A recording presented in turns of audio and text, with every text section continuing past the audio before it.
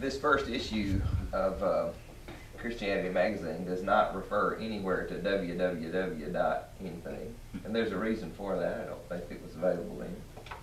But the last issue doesn't either. But now we're faced with www everything, and so would you speak to what you think is different now and the challenges that are faced by publications such as Biblical Insights and Focus? Any advice that you would give? Or? Oh, the old school, I still like something holding my hand.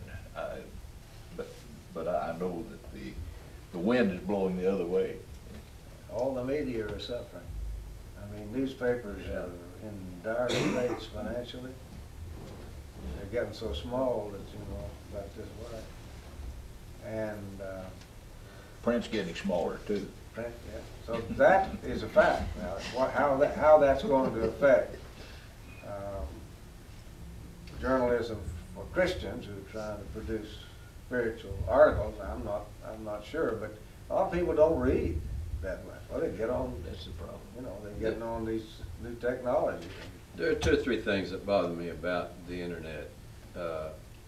One of them is just purely journalistic, I guess.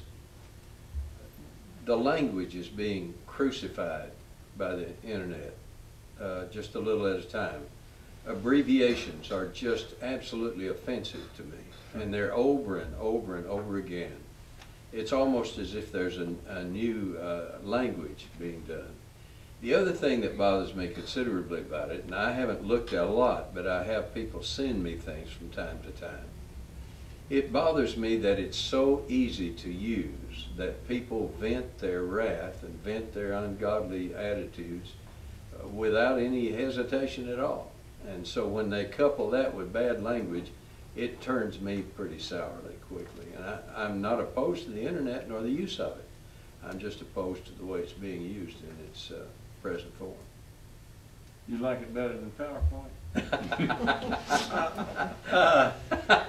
Just for a historical perspective, I would tell you with more than the internet, that where papers are, it seems to me today, and to some extent this institution, is in a period when people in churches no longer feel the need for that kind of thing in the way that we did back in the 50s and 60s, when people felt under duress and to be tied to other people and to know that they had brethren.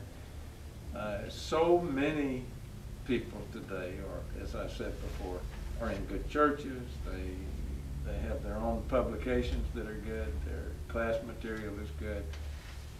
They go to Auburn to school where there are 100 Christian kids in the local church, or in Tuscaloosa or some other place. So that institutions and magazines just don't feel the same kind of need that they did back in the days when the Gospel Guardian was around, or even when we were around. That fits just a little bit with what I said a minute ago. That it was in those isolated churches that didn't have a good Bible teaching program, maybe even didn't even have a local preacher, that I think our paper was most appreciated. It was.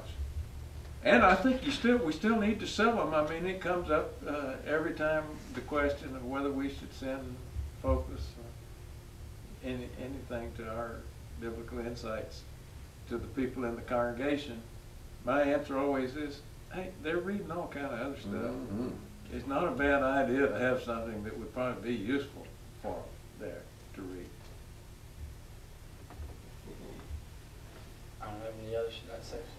No. There's one from the historical section we missed out on that I'm going to ask with some caution, because I might have my facts wrong. So it's really just trying to be curious about what exactly happened. The first issues of the magazine, to my knowledge, did not have a local church information section in the back. And then it began, and I was just wondering when and why did that feature start and how the congregations got on the list. Now the last part of the question, I guess the most touchy part is, was it intentional from what I can tell on most of the lists that I looked at, there's an intention to leave off Church of Christ as you listed the congregations. They were just listed as the such and such role in church, for example. Those decisions, number one, were made when we all satisfied our conscience that it was all right to do it, that we were not doing something that was dishonest or disreputable, that it was something that had a vaguely justifiable